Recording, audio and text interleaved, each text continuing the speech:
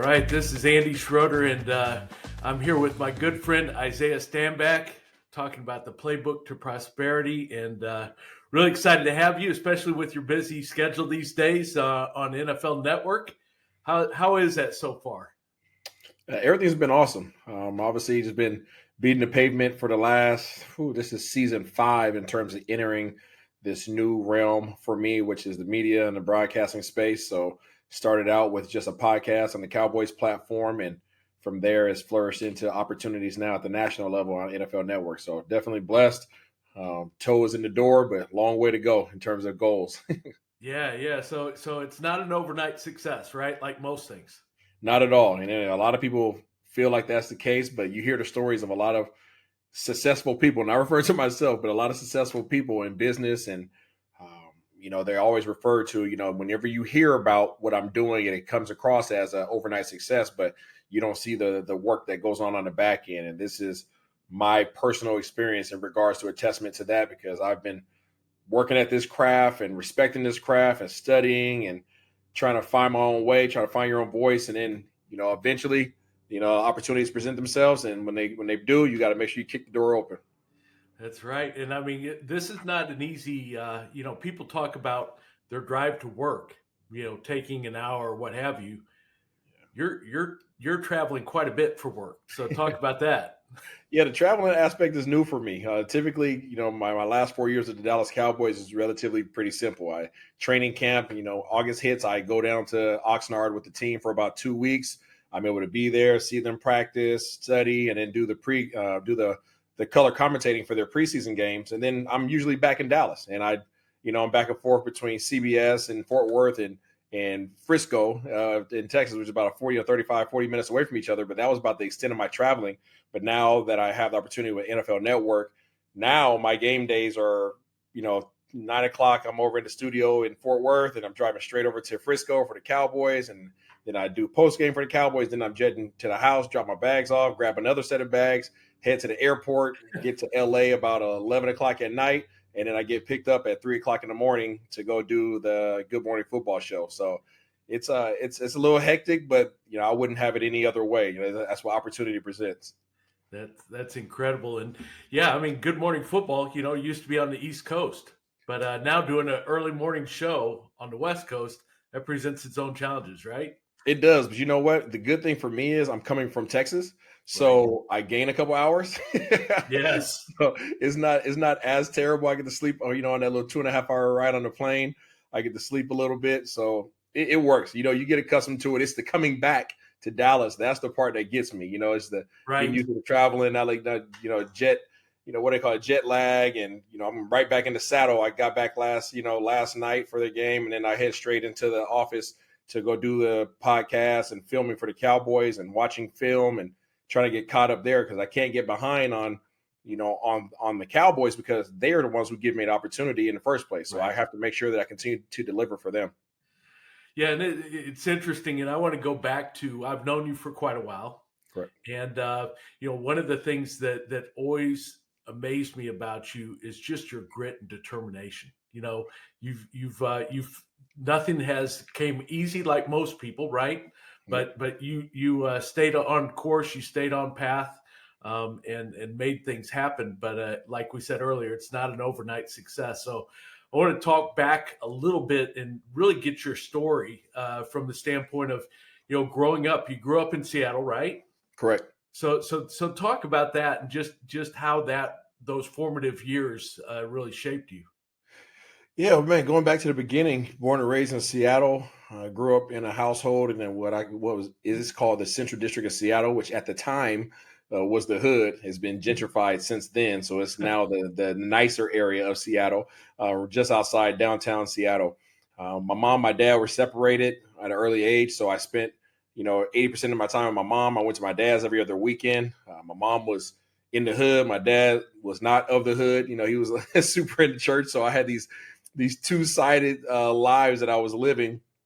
But, my passion was sports, and sports kept me busy. It fulfilled my love, because I was playing, from the time I was 6 years old, I was doing baseball and I was doing track, and then I picked up basketball.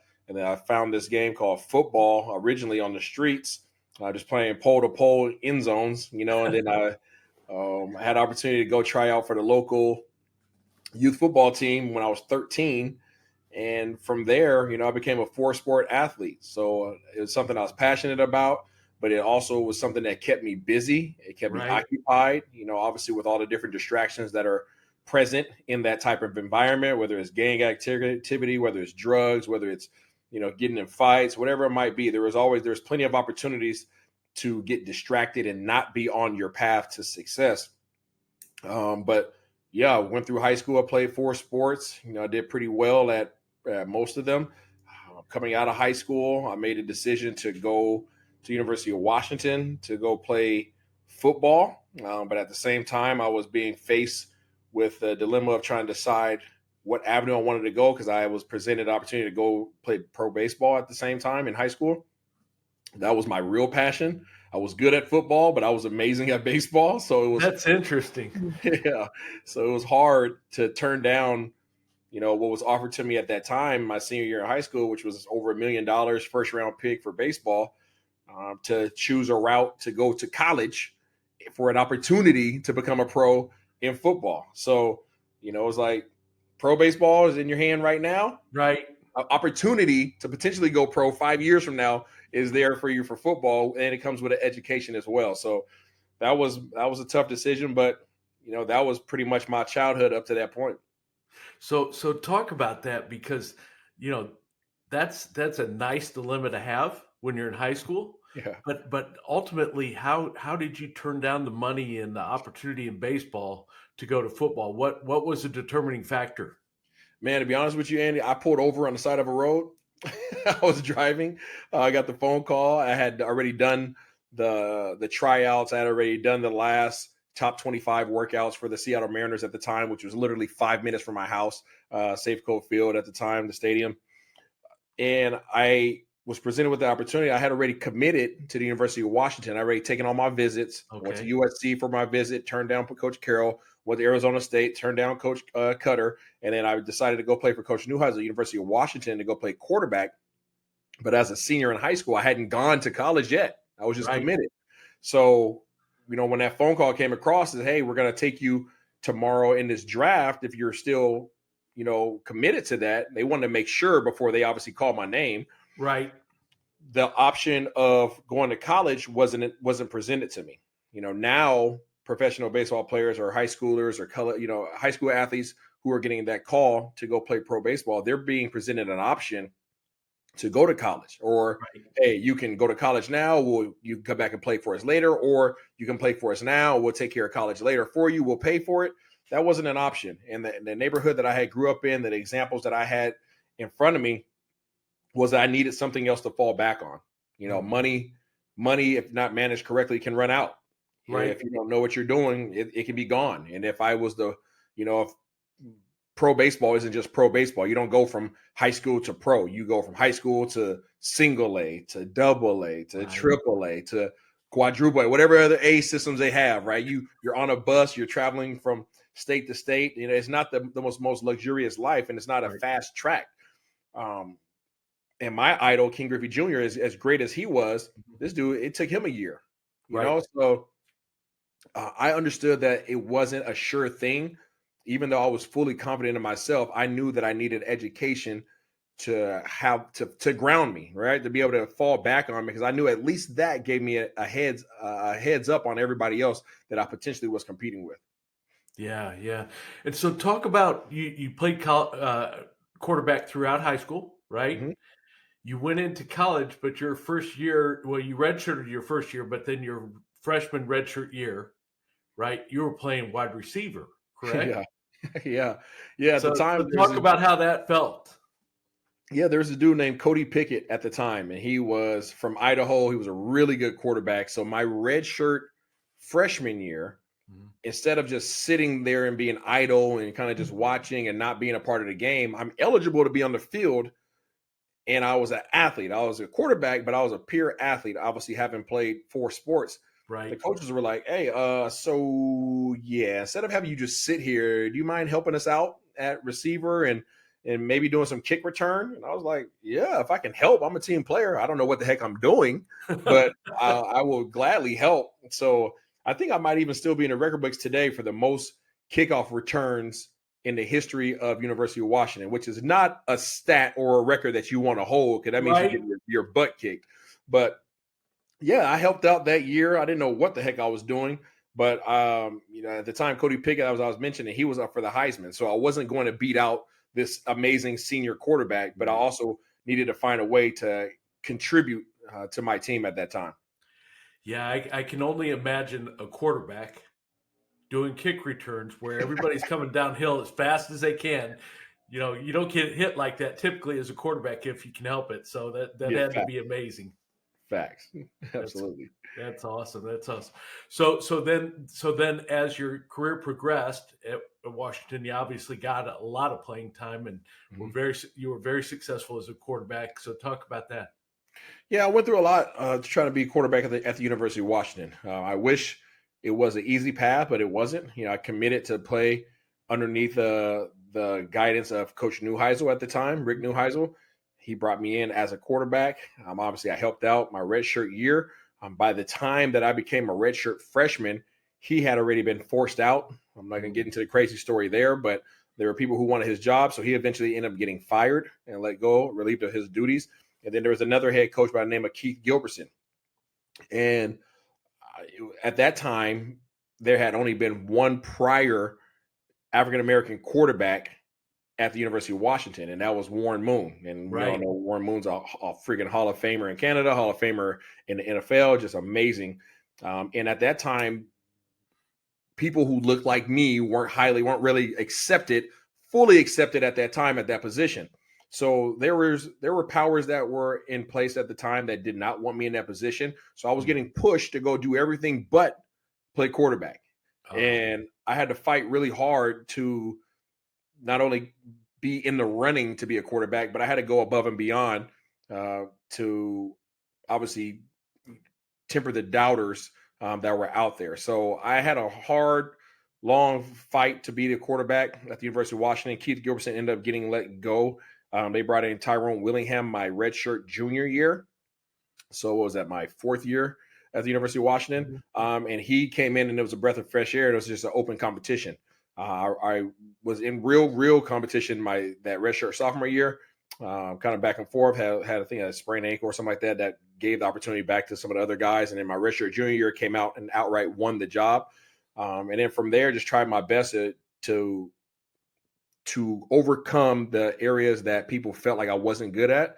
And because I was an athlete, because I was fast, they called me a running quarterback. So at then that was a bad word, right? right, Running right. It's quarterback. almost a curse to be athletic Oh, at that point. Yeah. absolutely, right? So, you have all these people saying, "Oh, yeah, you can run, but you can't throw." So I'm like, okay, well, crap. All right, now I got to sit back in the pocket and not run, right? Not Right. use one of my greatest gifts and talents because you're saying that I can't do this other thing. So let me prove you wrong there. So you improve on your passing, and then you improve on your passing, and then they say, "Well, you should be running more." And it's like, "Oh, crap. Okay, here we go." So you're going back and forth, and we went through 3 head coaches in 5 years. We did not have a great record at all. We struggled to win ball games.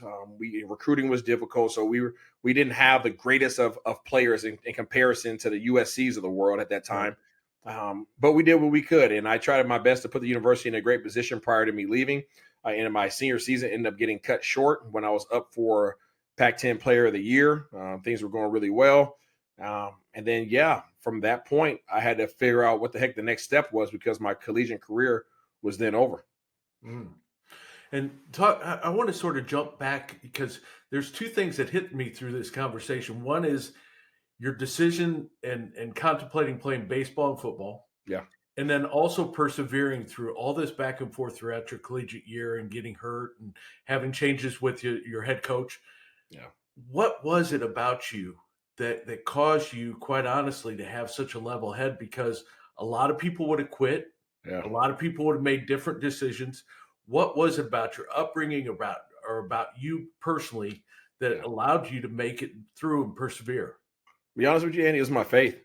My faith kept me on a straight and narrow because you talk about the mental strain, the mental battles that I faced, Right. the and call it what it is. The scrutiny, the racism, all the things that I was encountering at that time. People, coaches telling me that I'm being selfish because I'm trying to actually remain at my position that I was recruited to play. Right.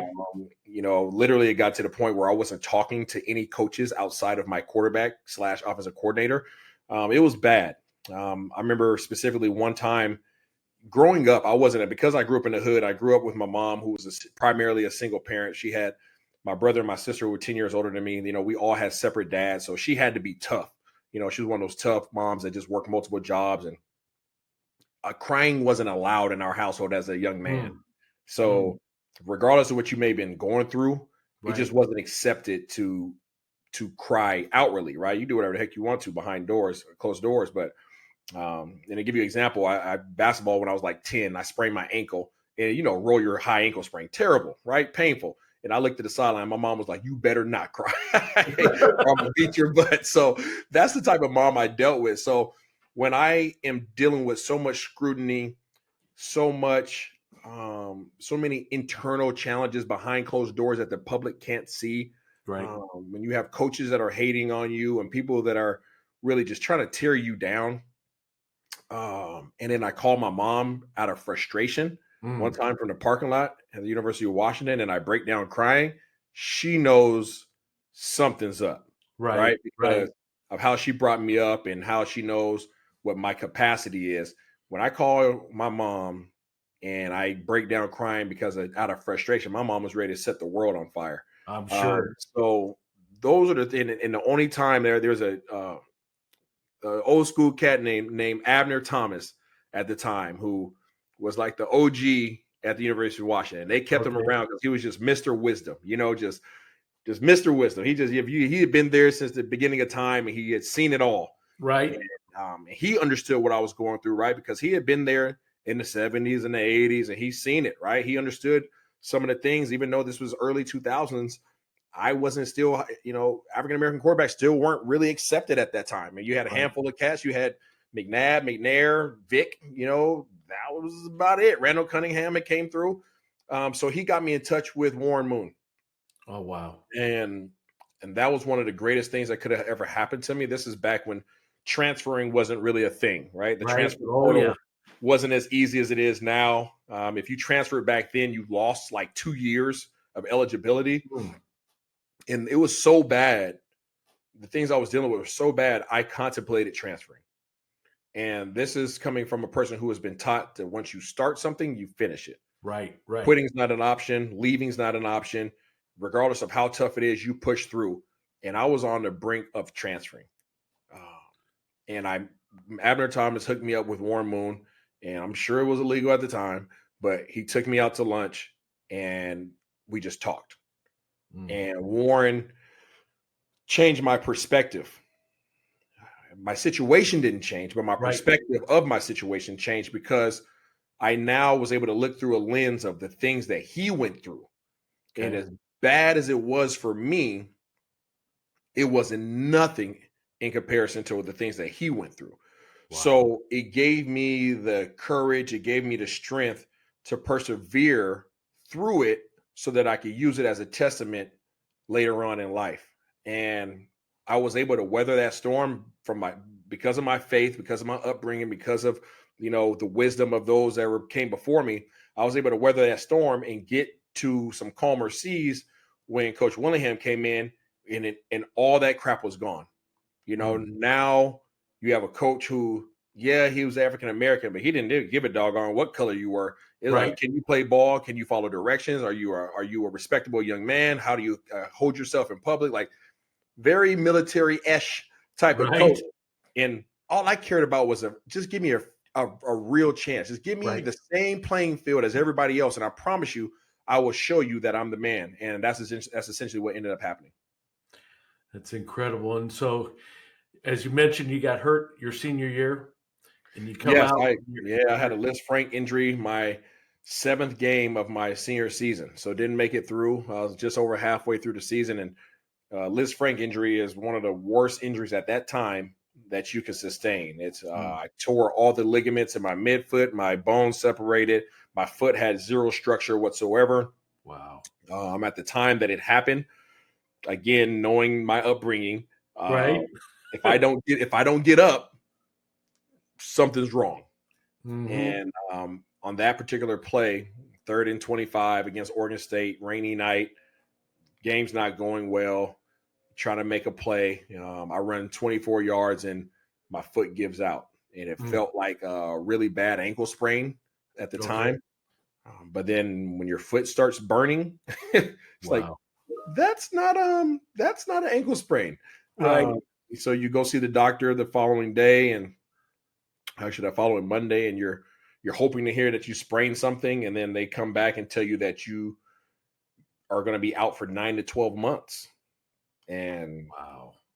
that's not what you want to hear in No. October of your senior season. Senior. Right. Right. The work that I had put into everything that I had went through to position myself, myself in that position, at the quarterback position, everything I had went through with the university in terms of our organization, our team, the things that we went through, 3 head coaches, losing records. We were finally, kind of ascending. All the momentum we had built, all the things that I had did individually on the back end that people didn't see, which was, committing to run track in college so that I can take what was my advantage and make it really just expand on that Right. on that separation between me and the next man. I was already considered the fastest quarterback in the nation. I didn't want it to be close, so I committed to running track. I took my 100 time from a 11.2 down to a 10.4. So I Wow. was running a 4.3. So I'm just preparing for the combine and getting all these things ready so that I could show off and live out my dreams. And then, you have an injury like that, and now all of it's hanging in a mist because you don't know, right? The NFL's not going to wait on anybody. And here you Right. are, having only played half your senior season, not had a great collegiate career, but it was on the up and up. And now combine, you can't do Senior Bowl. You can't play in any Hmm. games because you're injured. The combine, you're not going to be healthy enough to do the combine. You can't run, right? So the speed that you've been working to get all this time, you can't show that off. So it's like almost like everything was being taken away from you. And that was by far the hardest time of my life because I had to sit there after getting surgery and not only just sulk in my own my own self-pity, but I had to watch my team lose. I had to watch my team my brothers go out there and fight, knowing that if had I been out there, they would have won these games. I had Right. to watch our season kind of go down the toilet. And, when I know that we probably would have made a bowl game, and my goal was to put the university in a good standing before I left. So all that was taken away. And then, I'm sitting there in an apartment by myself and I'm going to some dark places, and Yeah. I'm really having to lean on my faith because it was in a full spiritual battle at that time. Everything I had worked for my whole life, I had passed up my dream of going pro baseball. I passed on that for this opportunity, and now I'm here, and this opportunity might be taken away. Now, what am I going to do? It was a lot. It was a lot to deal with. I believe it. I believe it. And it's hearing all this backstory. I mean, we've known each other for quite a while. I didn't know all this. And Yeah. so it's interesting to me because your attitude about life and the way you carry yourself now, you would never know you went through all that adversity. It's Yeah. yeah, that smile, that infectious smile that you have. It's pretty awesome. So, but the fact of the matter with all of that, the fact that you were able to get drafted by the Dallas Cowboys at all, much less the 4th round, Yeah. that's pretty dang amazing considering all that you went through. So how did that all come about? Yeah. So I still was able to get invited to the combine, which was Okay. a blessing, and a testament to the work that I had put in that first half of the season. Right. They saw enough there. It was like, you know what? We still consider him one of the best 200 guys in the country, which was awesome.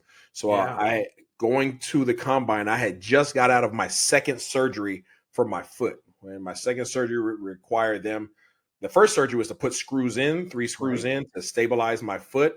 So then they could reattach all my ligaments, and then I had to relearn how to walk. I had to relearn how to move my toes. I had to Mm. relearn how to do everything. You want to talk about demoralizing? Having a physical therapist put a little Dixie cup full of foam on the ground and saying, "Okay, pick it up with your toes," and you can't.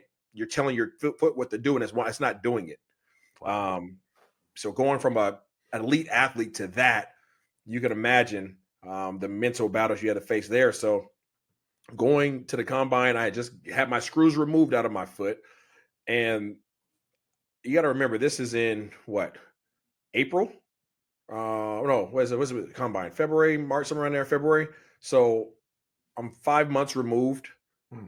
from my surgery out of a 9 to 12 month recovery. They've had the Senior Bowl. They've had all these all-star games for college guys. Nobody remembers me, you Wow. know? So I literally had to give my agent, and we created a highlight video of DVDs. And I had a backpack at the combine, and I'm walking around trying to walk normal because my foot's still still swollen from surgery. So I Okay. don't want to walk around with a boot, right? So I'm walking Right. around as stiff as possible as trying to look normal, and I'm handing out DVDs, and I'm just trying to remind all these decision makers that, hey, this is who I was. I'm coming back. This is who I was. I'm coming back. Like, keep me in the loop, you know? Right. Had really good meetings. I met with the Falcons. I met with the, Chucky down there at Tampa Bay at the time. I met with the Patriots. That was the most interesting interview ever. And the meetings were unique because I was almost interviewing as an athlete. Right. Um, I interviewed as a quarterback. I interviewed as a receiver. So coming out of that and going into the draft, I had no idea what position I was going to get drafted for. I only played maybe a year of receiver. And Right. I'm like, okay, so there's no way I'm going to be a receiver because that was years ago, and Right. I didn't know what the heck I was doing. I'm a quarterback. And at the time, it was myself, it was Jamarcus Russell, it was Troy Smith, a Heisman Trophy winner, Brady Quinn from Notre Dame. We had a Trent Edwards. We had a lot of big names at the time. Marshawn Lynch was in that draft. A lot of Oh, dudes. So I didn't know. So we come out of the combine, and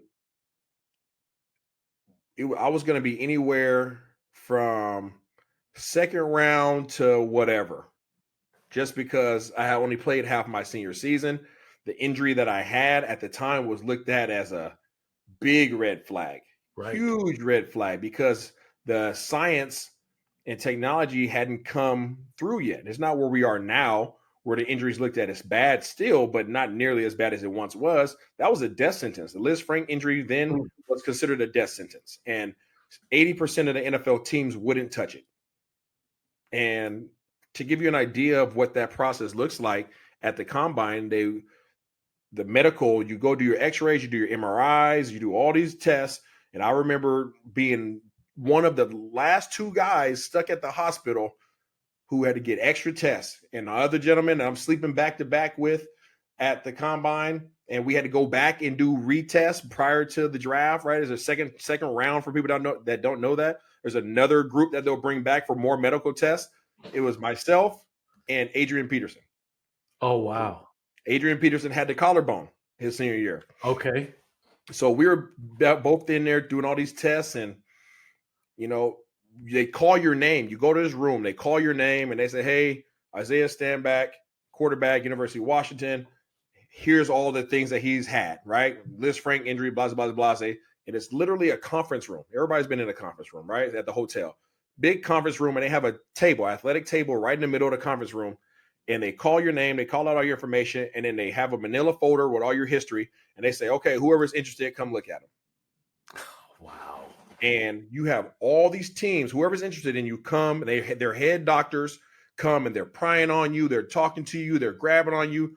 Now, remember, it was a week before, not even a week before, that I had my second surgery. So my foot is still swollen. It's inflamed. It's painful, right? It's not stable at all. Remember, I can't run, jump, any of these things. And they're asking me to do all these tests, hop on one foot, do a single leg squat. And they're looking at you and they're prying on you. And there's doctors that are grabbing my foot and turning my foot, and they're looking at you dead in your eyes, trying to see if you're going to break. Right. Right. Right. I mean, it's interrogation. Call it what it is. This is literally a tear down, an interrogation. Are you going to tell me the truth? And if you're not, I'm going to try to elicit some kind of pain to see if you're telling me the truth. Mm. One of the most painful and demoralizing things I've ever been through. I'm not sure if they even perceive it that way, but for somebody who is trying to get back to who they are, Right. and somebody who's worked their entire lives for this opportunity, that was demoralizing and painful. And I walked out of there trying not to limp, but having no choice but to. And I remember calling my agent and again Hmm. crying on the phone Right. because of how frustrated I was. So that process sucked. That Yeah, I process can't even sucked. imagine. I mean, you're just sort of out there like an animal, being tested on, and yeah, that's That's incredible. exactly what it is. And people don't see that, right? When you watch the combine, you watch these guys walking around in their sweatsuits and they're doing the jump test and they're doing getting weighed in and they're getting their Right. body fat and they're doing all the stuff that people like to see, the 40-yard dash. There's so much more that goes on the back end. That's the last day of the combine that you see on TV. Right. All the other stuff, they're doing a mental test, you're doing the meetings late at night, they're running you through the mill, and then they're doing all the physical testing. That was tough, man. And then after the combine, you have the retest, like I mentioned, where they have more questions about your health, they'll fly you back out there and you do more testing.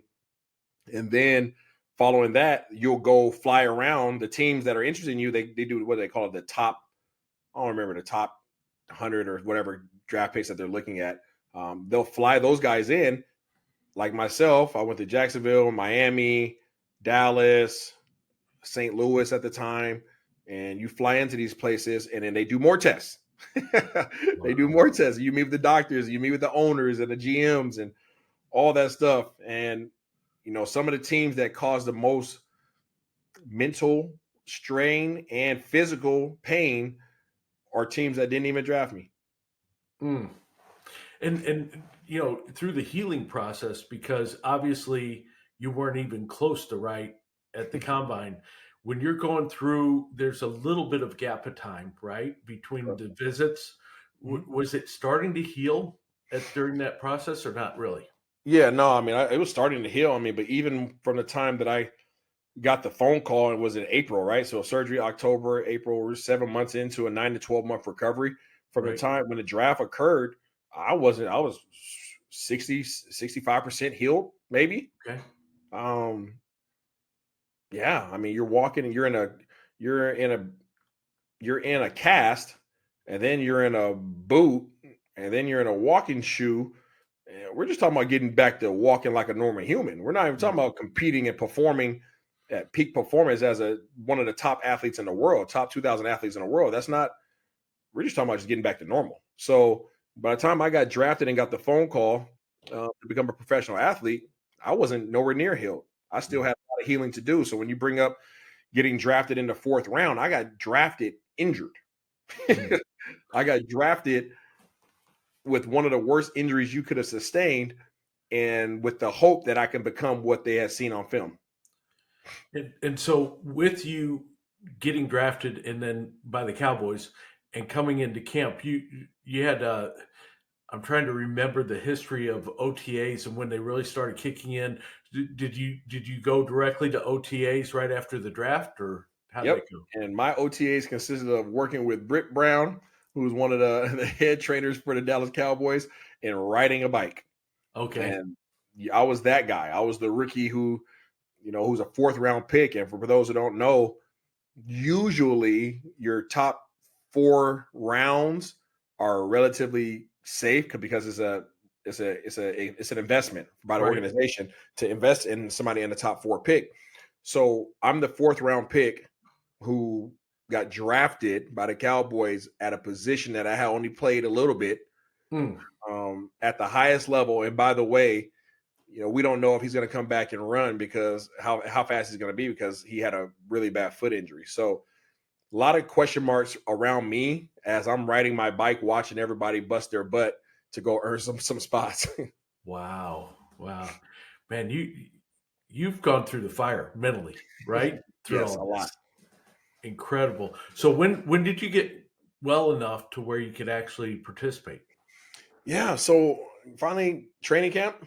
By the Okay. time July, end of July, August hit. So now we're well, about the 11-month mark, right? About 11 months in, I was able to.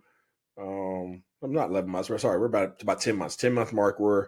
That's where we're at. When I started touching the field, and I got out there, and the Cowboys drafted me as a receiver. They did not draft me as a quarterback. So I had to understand that, right? And say, okay, now I'm walking in to something, call it how it is, that I've never done before. And then at the highest level, and I'm trying to learn how to be confident in this body that I'm really not confident in. Right. Right now, it's not just dropping back as a quarterback and throwing the ball. Now I'm adding so much stress on this body part that is not tested. it's not Mm. it's not proven at this point, and I have such a lack of confidence in it, and I have a lack of confidence in the position that I've been asked to go play at the highest level. So a lot of learning had to take place. I was with a coach who honestly wasn't really a position coach who wasn't really invested in me at the time. So that was another frustrating thing. So I Right. had to take it upon myself.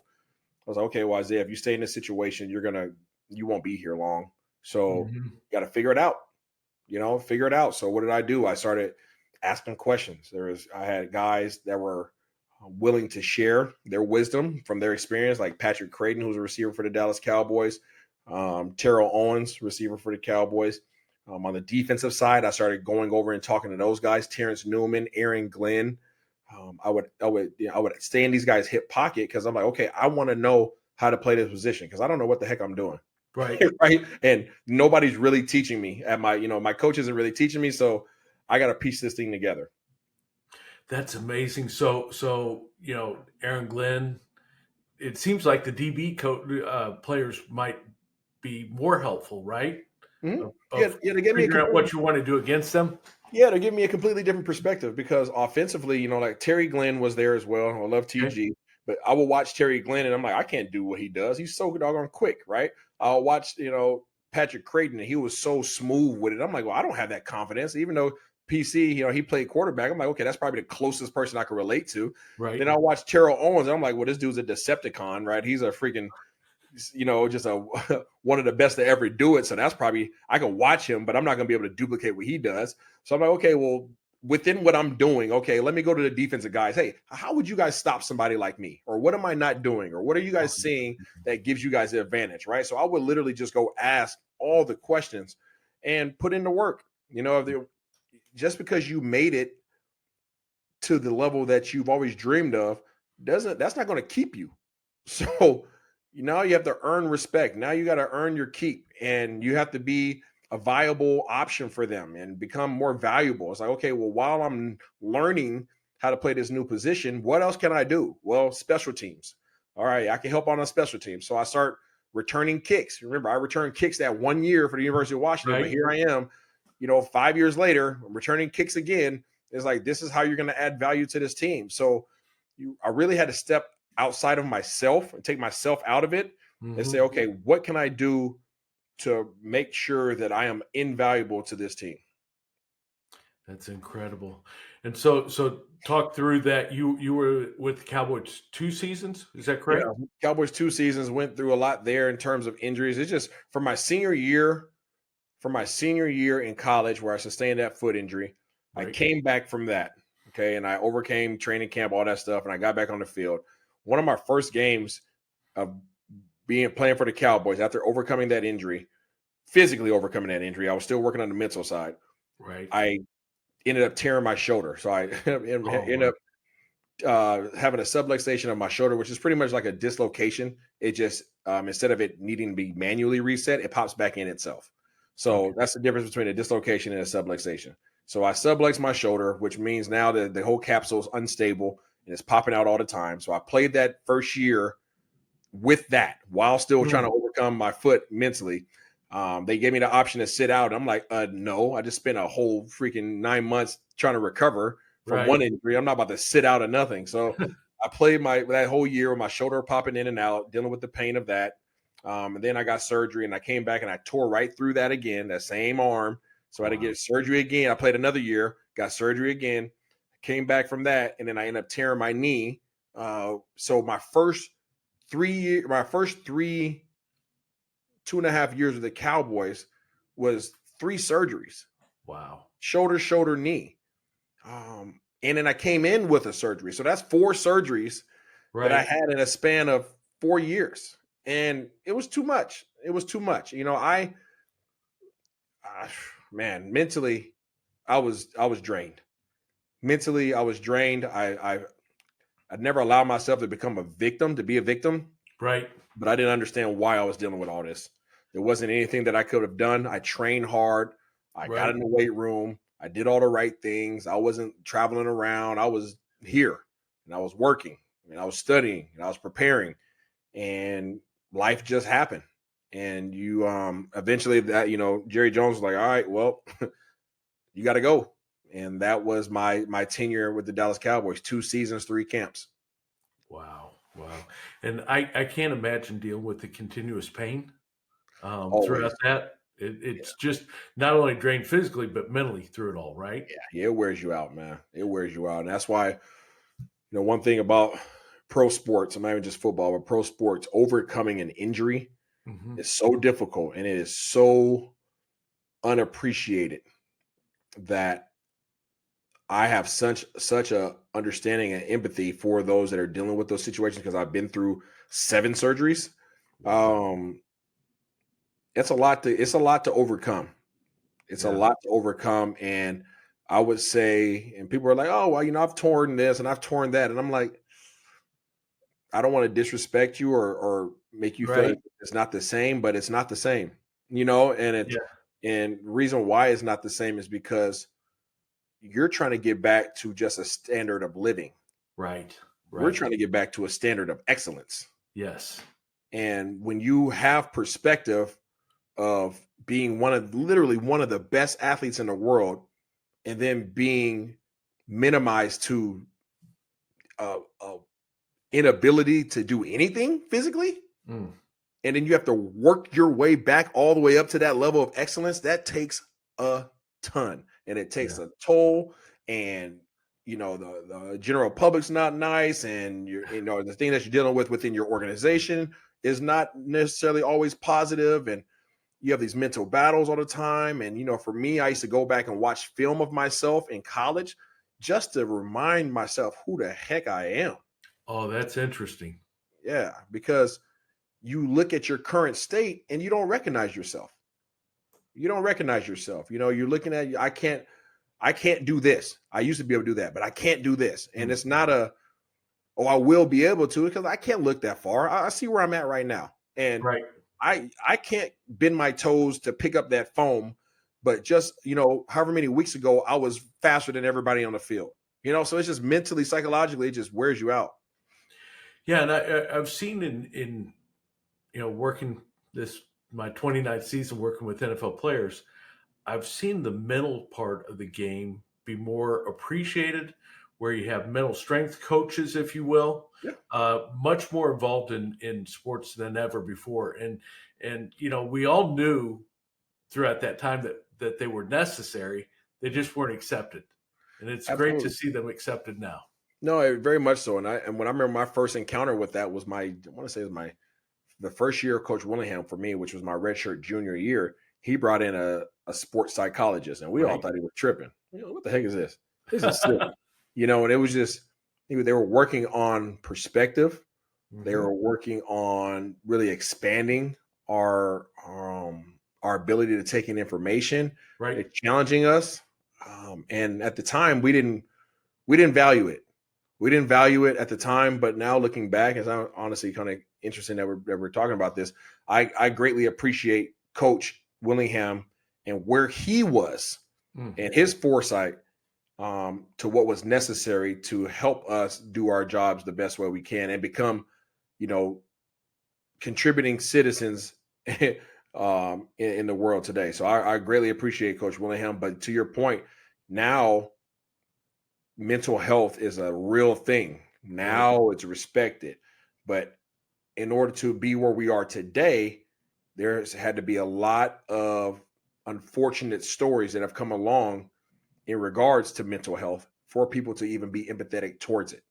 And I've lost teammates, to suicide. I've lost friends to suicide. I've lost friends to opioid, Right. addictions, to deal with the things that they experience in the league. So it's a real thing, but I'm glad that their focus is there. But I hate how we had to get here. Yeah. Yeah, without a doubt. And quite honestly, the story's getting out there too, to where people became aware, Yep, right? yep, Yeah. absolutely. And people like Dak Prescott, the things that he does with nonprofit wise, Mm.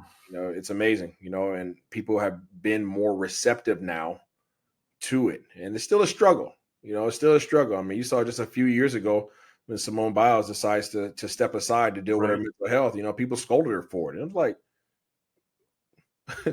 yo, she's not here for you. You know what Right. I'm saying? Like you get the latch onto her and her success as an American, but she's not here for you. And Right. let's just remember, if she's not good mentally, you don't get the brag. So um, Brendan, I'm glad we've come a long way in a short period of time, but there's still a long way to go. Yeah, still a long way to go for sure. So let's finish up talking about your career. So you didn't stop at the Cowboys, right? So you No, I did not stop at the Cowboys. After I got released from the Cowboys, it's always Labor Day weekend. I think that's usually when it is, or it's around there, one of those yeah, that's holidays. right. Yep. So I'm sitting there playing video games with my best friend. We're playing Call of Duty, and I get a phone call from a Massachusetts number, and I'm like, I don't know who the heck this is. So I answer it in the middle of playing, and on the other line was, hey, Isaiah, this is Coach Belichick. I was like, oh crap, right? This is a call I need to take. Yeah. This is after he's winning Super Bowls left and right, just Right. pulling him out his back pocket. And I'm like, oh, crap. So I'm trying to act cool on the phone, but to my best friend, I'm like, this is Bill Belichick.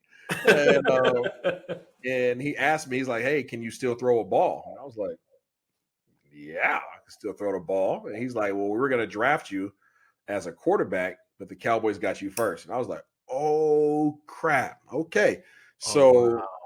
I packed my bags, and the next day I fly out to go on the practice squad for the Right. New England Patriots. And I go out there and I'm playing third quarterback on the roster. I'm Right. not active on the roster yet. I'm on the practice squad. And this is not the time where practice squad is 16 players or whatever it is like it is now. This was Yeah. back in, I think, when you had like 8 practice squad players, Yeah. right? That's So every okay. spot Yeah. mattered. You're really literally the next man up. So I got out there and I'm practicing, and I'm meeting with, I'm in the meeting room with Tom Brady, and then I would help out a receiver in practice, right? Whenever we needed looks. And the mental, what's the best way to say it? I was so relieved mentally when I Huh. left Dallas, and it had nothing to do with Dallas. It just had Right. everything to do with what was necessary to get to Dallas, everything I dealt with the injuries, everything I dealt with University of Washington, the injuries I sustained with the Dallas Cowboys. And when I got to New England, it was like a breath of fresh air. It was just everything was dumped off of me. The weight was gone. I was able to be free. So I was having some amazing practices. I was out there killing guys in practice just because I could just be.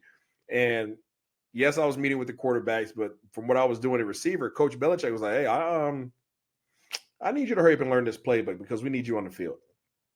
Oh wow. So I was able to earn a roster spot on the roster, on the active roster by before midway through the season. Remember, I had got there week one. I got Right. there Right. on week one, and I had to hurry up and learn the playbook well enough to be able to contribute offensively. So I would meet with the quarterbacks. I would go to special teams meetings, and then I would go to receivers meetings. So literally, I was doing this little triangle of meetings between QBs, receivers, and special teams, and literally meeting with Hall of Famers. You have, geez, Louise. I mean, you have Slayton over at the special teams. He's going to be a Hall of Famer. Not even, he's like an 8-time Pro Bowler. It's absolutely ridiculous. Then I will go to the receiver room and meet with Randy Moss, and then I would go to the quarterback room and meet with Tom Brady. And this is Incredible. after having left Dallas and been in the meeting room with Terrell Owens and Jay Witt, D Ware, all these guys, right? So I was pretty spoiled by my third year in the NFL. Right. But that was a heck of an experience, going out there and not having any injuries, being free. Um, learned a lot about how to approach the game, learned a lot about organizational structure, Learned a lot about different ways to lead. How Coach Belichick led the team was completely different than how Coach Phillips led the team. Right. How Mr. Kraft ran his organization was completely different than how Jerry Jones ran his organization. And one thing that I've always prided myself on was just being a sponge and keeping my eyes open and just watching, right? Just sitting, being, learning, and just really taking in not only just what I was doing for football and sports, but also in business. You got two of the most historic franchises at that point, and even still today, the Cowboys and the Patriots. There's a lot that you can learn, from just sitting and watching from some people around. So I was grateful for that experience. Yeah, but you had to, thinking back, just you started off talking about being on practice squad. And you don't, especially at the Patriots at that time, you don't go from Patriots practice squad QB to wide receiver active with Tom Brady and everybody else that was on that team. You must have been lighting it up during practice. And you know what? I was. And the funny thing is, I was the first. So I understand this is what I was. This is what they told me, at least. I was the first non-active player in terms of being a practice squad player that traveled with the team. Wow. So I was traveling with the team as a practice squad player, which is not a thing at that time. Right. And I was just a clipboard guy. I was the guy who had the earpiece in, and I was writing down the plays, and it was reps, because again, I'm trying to learn this system, which is like literally learning another language. So, you're trying to hear it, you're trying to write it, you're just trying to take in as much as you can. And that was my role on the team, just being engaged and trying to learn as fast as possible and then put the work in, and one thing that Coach Belichick respects is hard work. Right. If you're smart, if you're selfless, if you work hard, then you probably have a spot on his roster. Yeah, but people knew about Belichick by that point, about what he expected of people. Yeah. But a lot of people didn't make that ascension. And one of the things I admire about you is people see something special in you. Just talking about what you're doing now, right? There are a lot of people that want to be on the NFL Network. Yeah. Good Morning Football, but yet you made it there. Yeah. And it's just, people gravitate towards you because you have a positive energy. And that's absolutely amazing.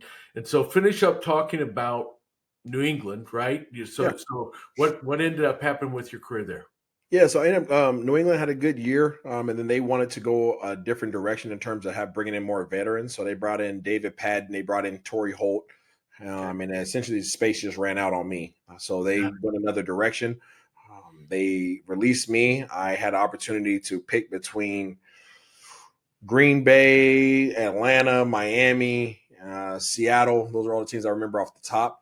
And I'm born and raised in Seattle. At this time in my year, it was going into my fourth year of my career. As turmoil as it might have been, I was in my fourth year already, and I had a chance to go home and play. So I said, screw it, I'm going back home and playing. Coach Carroll was a coach.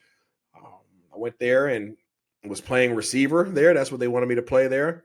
And things were going really well until the third week in training camp. Okay. And I tore my Achilles in practice. Wow. So that was my last major injury that I sustained. It sucked because it was my contract year. Right. It also sucked because they were about to name me one of the 3 captains on the team. No way. Oh, gosh. So everything had lined up. As much as I had went through, it was finally coming to a head. Everything was coming. Finally, everything was going to be worth it. And then literally the rug got pulled from underneath me once again. And, start the process all over again, learn, go through it. I had been through it so many times before. That was my 7th surgery now. So you start that process all over. Luckily, I remember tearing my Achilles in practice and going to the training room. And first of all, I was just mad. I was just angry. People want to know if it hurt. It didn't hurt. I knew what it was without knowing what it was. At the time, I remember taking my helmet off, slamming it down, and it's like a movie, it's like watching a movie and like you see everything kind of, you see all these little clips going of your whole life that's kind of flashing before your eyes. Like literally that's what it was for me. Like all the things I had went through to get to that point to get to that point in my career where I can sign a big contract. I can get the captain. I can be one of the main contributors. I can get the big payday where I can sit on my butt the rest of my life. And then literally rug gets pulled out. And I remember going to the training room, and I don't know if you've ever been in a certain space, whether it's been from personal turmoil, whether it's been from losing a loved one or whatever it might be, something that just happened that's hard, in your life, where you're just looking off in space, where you're just like you're aware of what's going on around you, but you're in a different time zone, right? You're just in a completely different space. And I'm looking at the ceiling, and I'm just shaking my head in disbelief, and I'm trying not to ask God why. And again, this is what spiritually I was really tight at this time, and I didn't understand it, and I remember the GM, John Schneider, who loved me. He loved me. He almost drafted me in Green Bay when he was there. He came up to me. He's like, Isaiah, I'm so sorry. I'm just, because they knew what I'd been through, Right. He's, I'm so sorry. I'm back home. This is my city. This is literally my home. We're 15 minutes from where I grew up. And the head doctor at the time came up to me. He's like, Isaiah, how are you feeling? I'm like, listen. And I cut him off. I was like, is it worse than my foot? And they all, remember, I'm surrounded by doctors and the GM, and they're like, what? I'm like, is it worse than my foot? And I'm trying not to be rude, but I'm just like, I'm so uber focused right now. Right. And I've been through this so many times.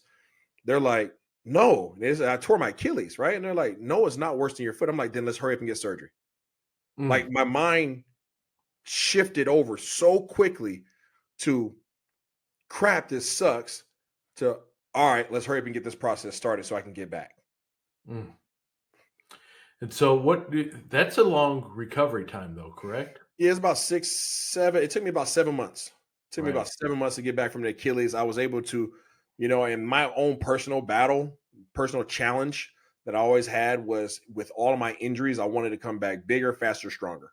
Every single injury, bigger, faster, stronger, because people are going to doubt you right off the bat. So if I come back bigger, faster, stronger, I'm going to blow their muffin cap back, right? They're not going to understand what the heck's going on. Like, this dude's not human. I'm like, that's right. I was not born. God created me. I wasn't born, right? So I wanted, that was my opportunity and my challenge to say, okay, what have people done before? And it's funny thing is, at this time at the Seattle Seahawks, 2 other people had tore their Achilles that same week. There was a scout who tore his Achilles the week before. There was one of my linebacker friends, Anthony Haygood, who tore his Achilles, I think maybe 5 days before. So that was just the injury of the year at that time. And what very unique about that situation is, as a competitor, there was no better situation than to be in, than to say, hey, there's 2 other guys who got injured with the same injury, same surgeon, same rehab team. And now I get to race back and see who gets back faster. So again, it's just mind, like, what do you do to yourself to put yourself in a good, positive mental space? I turned it into a competition, and I got back faster than them. I got back stronger than them. I got back, better than them. And that allowed for me to be in a good space. Fast forward, it ended up not working out there due to some stuff with coaches. That's a whole nother conversation. The political side of sports. Right. And then I went home. My she wasn't my wife at the time, but we were pregnant with my first kid. My wife Natalie, my now wife Natalie, we were pregnant with my first kid, and we remember shopping at the grocery store and getting a phone call. I want to say it was around November. I want to say it was around Thanksgiving. We're doing some shopping, and I get a phone call from my agent. And my agent's like, "Hey, the Giants want you." And I'm like, and I remember being in this. My wife, my at the time was my girlfriend. She's pregnant, and she's like looking at me. And she's like, "No," because I'm quiet, right? I'm on the phone, and she could tell my body language. She's like, "No, you're not about to leave me." And I'm like, I gotta go. So the Giants give me the call, Coach Coughlin and them out there in New York. I pack my bags, literally leave the next day. Again, I go out there on practice squad, and I prove myself. I put in the work. I grind it out. And fast forward, that year, we ended up going to the Super Bowl. We beat Dallas. We go to the playoffs, and then we go on a 4-game run, and we end up beating the New England Patriots in the Super Bowl. I was not playing that day. I was still on the practice squad, but I made a Right. lot of contributions Yep. throughout the week, throughout preparation. You got to remember, I was in New England as a quarterback just a handful of years prior to, so I was Right. able to make a lot of contributions in terms of preparation, help the defense out a ton, and be a part of something pretty amazing. So through everything that I went through, it all came to a head. 7 surgeries, 4 teams prior to. Um, every time I started ascending and good things started happening, the rug gets pulled from underneath me. Battling back physically, having to overcome mentally, trying to have an identity. Are you a quarterback? Are you a receiver? Or by the end of my career after the Giants, I played one more year for the Jacksonville Jaguars, and they put me at tight end. And it was like, you know, there it goes back to that old Swiss Army knife, right? An Right. athlete it's sometimes being an athlete works against you because they can see you as more than what you want to just the one thing you could do. Um, Gift and a curse. And now obviously it's funny that there's all these quarterbacks that have the ability to run, and now it's like the most highly touted thing ever. And I'm like, Right. dang it, I came about 15 years too early. That's it. That's it. And you said you always wanted to come back bigger, stronger, faster. Yep, Well, you got bigger and stronger, and they're like, he's no longer a wide receiver. He's a tight end now, huh? exactly. Yeah. So crazy career. Learned a lot. 5 teams. 6 NFL seasons. Just a lot, man. And it's funny, kind of the end cap. I'm gonna let you know kind of where I ended up. My last We were in training camp for the Jacksonville Jaguars. Mhm. I get a finished practice. We walk to the locker room. I grab my shake from the dietitian. I go in my locker and I check my phone. And I have a rule. I have a rule with my wife. And I'm like, if you call me back to back, it's an emergency. Right. All right. If you call me back to back, it's an emergency. Regardless of what I'm doing, if I can't answer the phone, then there's something important that I'm doing and I'll get back to you. But if you call me back to back, I'm stepping out, right? And it better be important. Right. So I go on my phone and I have like 10 missed calls from my wife. Oh, wow. Well, she wasn't my wife at the time, but yeah. And I'm like, something's up, right? Something's up. Get on there, I call her. I'm like, what's going on? She's like, we're pregnant. I'm like, okay, all right. She's like, with twins. And I'm like, I'm sorry, what was that? Now, mind you, we have a 1-year-old at this time. Right. So we find out getting pregnant. We're pregnant with twins. I take a shower, go eat lunch, go to meetings, come out of meetings. They say, Isaiah, come here. We got to let you go. So Oh, wow. found out we were having twins, got fired the same day. And it was the easiest decision, Andy, for me to say, I'm done. Yep. Like, for me, it had came full circle. I was no longer playing for the love of the game.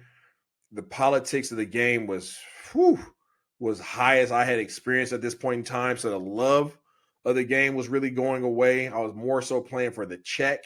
Right. And I was like, you know what? I got a wife. I got a kid and 2 kids on the way. I had already started my entrepreneurship journey. I was like, my agent was like, well, we got other teams. I'm like, I'm done. Like, Mhm. I'm done. And I had other opportunities that I could have continued to seek out for football wise, but I was at such peace with it. Right. And, people say all the time, you don't get to choose when you're done playing, whether injuries is going to put you out. I didn't let injuries put me out. Right. Injuries definitely hindered my ability to elevate, but I didn't let it put me out. Being released didn't put me out. I was just done mentally. Right. And it was the easiest thing that I've been able to walk away from and be okay with in my life. That's pretty awesome because, as you know, most NFL players don't end on their own terms from the standpoint of they still want to come and the phone stops ringing Yeah. to make that decision. I'm sure it wasn't easy, right? Yeah. Because of all the things you've gone through, but yet it was right for you and your circumstances. So, talk a little bit about how did you get into this love? First, it was public speaking and then broadcasting, but was I never knew this answer. Was public speaking a pathway to get to broadcasting, or just that was sort of how things went? Yeah. It's honestly, we would watch football games all the time, right? Obviously, right? Right. And my wife would get tired of me using my QB vision, kind of calling out things before they happen. And the old most of the thing that people will reference is like Tony Romo. When you watch the game early Right. on in his broadcasting career, Tony Romo was renowned for calling out what was going to happen, and it happened. Like I was literally doing the same thing, and my wife got so sick of me. So she's like, when are you going to give this a try? Like you need to do broadcasting. And again, at this time, because I had already started my business, I was uber focused on that. Like Right. plenty of opportunities. Finance world, I could have walked directly into some great gigs there. There's a whole lot of different avenues I could have went, but I had started small business, and that's where my focus was. So she's bringing up this conversation. I'm like, yeah, no, like I'm sure I'll be okay in it, but nah. And she's like, just try it.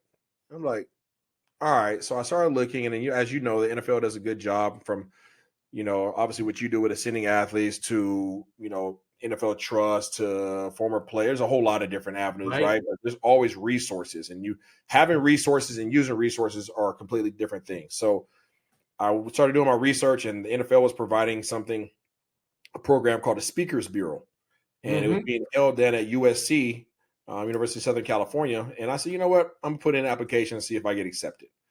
I get accepted, go down there and just give it my best shot, right? Learning how to speak. I've spoken to a gazillion kids in my life, but I didn't necessarily ever have things put together in Right. a proper way on how to present.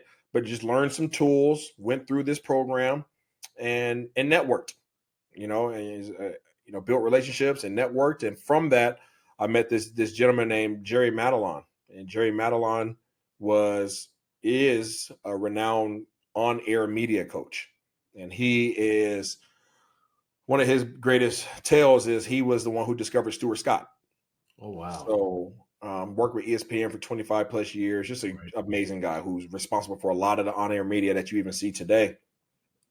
Well, he was one of the gentlemen who was presenting at the Speakers Bureau, and I got his information and tried to stay in touch. And he ended up emailing me probably a year or so later. And this is the importance of staying in contact with people. He hit me up and he said, "Hey, you live in Dallas, right?" And I was like, "Yeah." And he's like, "Well, Derek Eagleton, the head of the Cowboys media, is looking for somebody to do a podcast and looking for a former player, and I just want to know if it's something that you'd be interested in. I'll connect you guys." And I was like, and I remember my initial thought was like, "Nah, podcast, I'm good." But I had already had a conversation with God. I had a conversation with my wife, and I was like, whatever comes my way in this space, I'm going to try it. Ah. I'm going to try it. Yep. Right? It's new. I don't know. I don't know if it's going to work or not, but I'm going to try it. And you know me, if I'm going to give my attention towards something, I'm going to give it my all, and I'll live with the results. So ended up getting connected with Derek. Long story short, found out that Derek and I go to the same church, and he had heard me speak at one of the men's conferences at our church. Mm-hmm. And he had intended on having a conversation with me in regards to potential opportunities, but it just never happened. So this was like the perfect storm. Derek was aware of me. Jerry Madelon at the time connected us. And 2020, during COVID year, obviously everybody's sitting in their offices like I am now. And, we hopped on some podcasts, and that was the beginning for me. That was 2020. Here we are in 2024. And from there, I just worked at the craft. I respected the craft. Right. The Cowboys pay for coaching from that GOAT, Jerry Oh, that's Madelon, and I incredible. just latched on. I just latched on, and I accept the coaching. He's a tough coach. Ooh.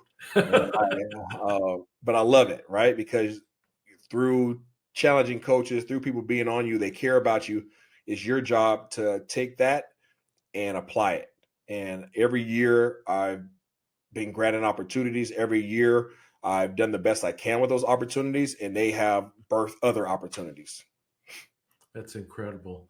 And so, just sort of in closing the loop, you've gone through a lot in your life. Yeah. And we didn't even get into your daughter's challenges and things of that nature, but you've just been through a lot, but you always seem to have a smile on your face every time I see you.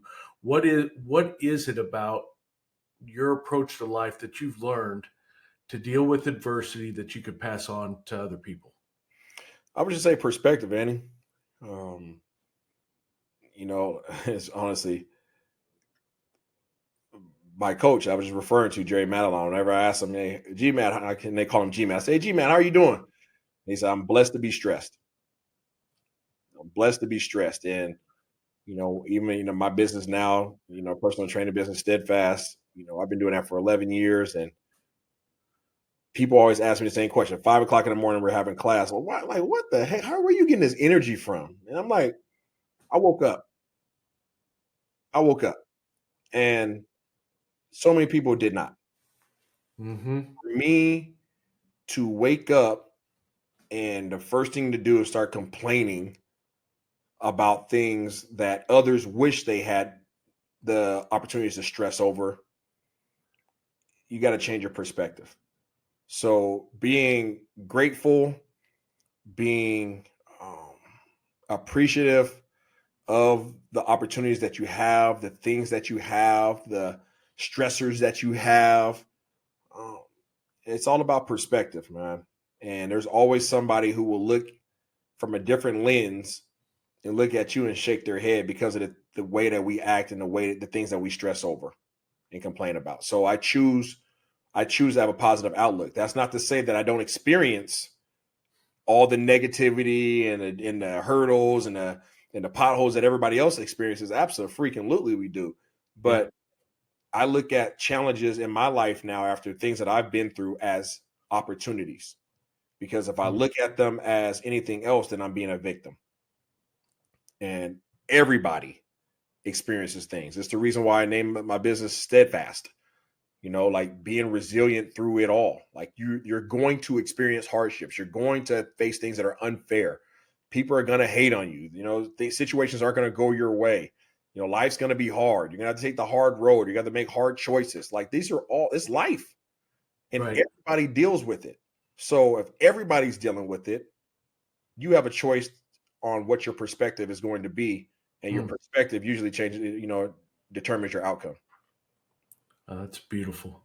Well, what great wisdom to end on, my friend. I so much appreciate your time. You're always there for me whenever I call. So appreciate you coming on this podcast and sharing a little bit about your life, but also a lot of wisdom, my friend. Thanks, man. I appreciate you, Andy. Thank you. All right. Talk soon. Yes, sir.